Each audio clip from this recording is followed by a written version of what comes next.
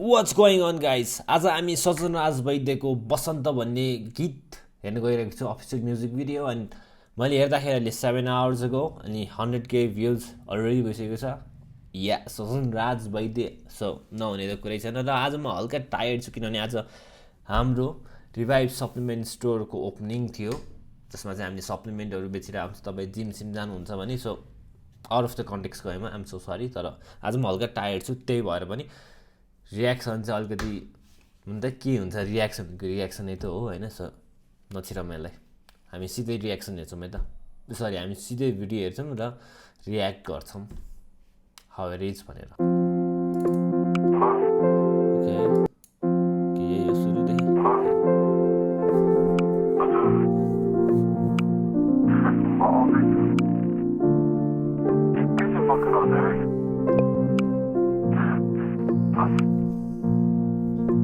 बसन्तले लैजान्छले मलाई तिमी कहाँ। यो सजनराज वैद्यको गीतहरू चाहिँ अस्ति पनि स्वप्न सुमनमा नि कुरा गरेको थिएँ नि, अलमोस्ट काइन्ड अफ सिमिलर हुन्छ है। लाइक अब फेरि त्यसमा पनि त्यो भिडियो पनि भनेको थिएँ, अब उनीहरूको प्याटर्नै त्यही, उनीहरूको लाइक युएसपी नै त्यही हो नि त होइन। तर पनि हुन्छ नि एउटा some kind of different music, some kind of भयो भने चाहिँ अझै नाइस। अब जस्तै यस्तो म्युजिकहरू निकाल्यो भने त 100% चल्छ, एउटा फर्मुला जस्तै हो उनीहरूको होइन, चल्छै 100%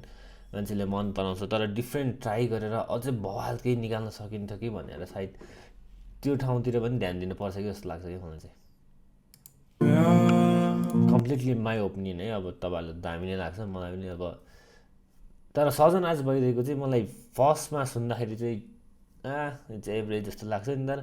बिस्तारै पछि अनि क्लिप हुन्छ नि, टिकटक सिकमा अलिअलि क्लिपहरू देख्न थालेपछि बिस्तारै मन पर्न थाल्दो रहेछ क्या। तपाईँहरूलाई पनि त्यस्तो हुन्छ है, कस्तो हुन्छ है, कमेन्ट गर्नुहोस् है। अब यो मैले म्युजिक भिडियोको लाइक होल थेम नै थाहा पाइसकेँ। धेरैजनाको लभ स्टोरी टाइपको देखाउने, मिल्ने सिल्ने टाइपको देखाउने नै जस्तो लाग्यो, एउटा स्टोरी जस्तो भित्र बसेर चाहिँ रियाक्सन टाइपकै त्यहाँ पनि होइन।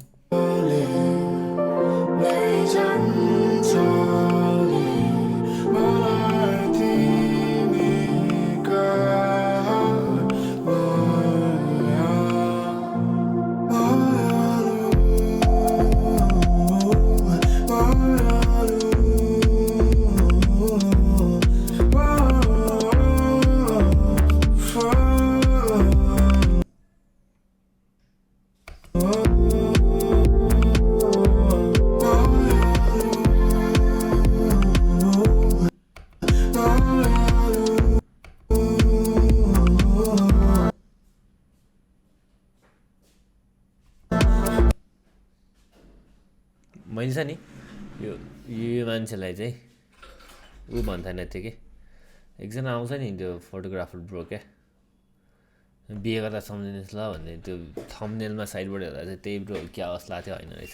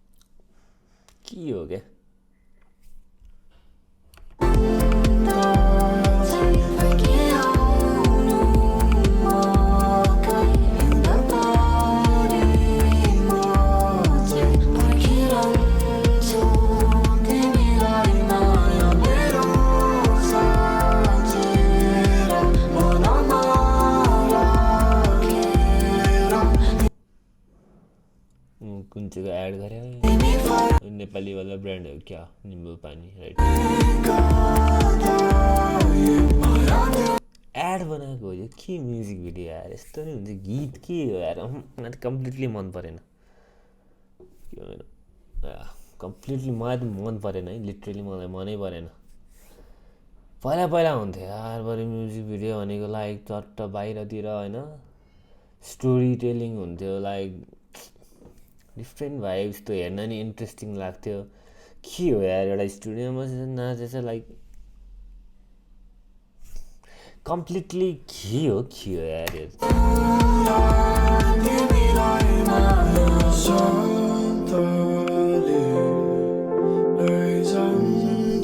होला ट्रेन्डिङ होला यस्तो खालि म्युजिक भिडियोहरू होइन लाइक ब्याकग्राउन्ड एउटा स्टुडियोमा बसेर सिद्ध्याउने टाइपको केही ट्रेन्ड सेन्ड होला आइनु त आफ्नो ठाउँमा त ट्रेन्ड भनेको तर मलाई मात्रै यस्तो लाग्यो कि तर एउटा स्टोरी भएको एउटा हुन्छ नि बाहिरलाई एउटा केही एउटा स्टोरी टेलिङ भयो भने चाहिँ त्यो म्युजिक भिडियो दामी हुन्छ नि होइन कनेक्ट गर्न सकिन्छ होइन म्युजिक पनि लाइक पार्टी भाइब्स छ ढिकझिक पारेर एउटै लाइन भनेको छ होइन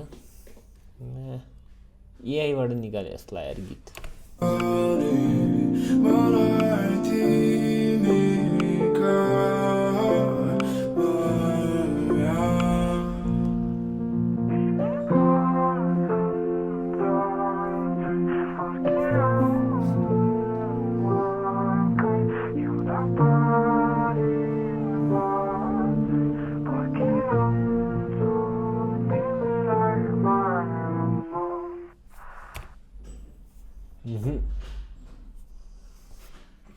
I don't like it. Passport साइजको फोटो हाल्दैछ नि त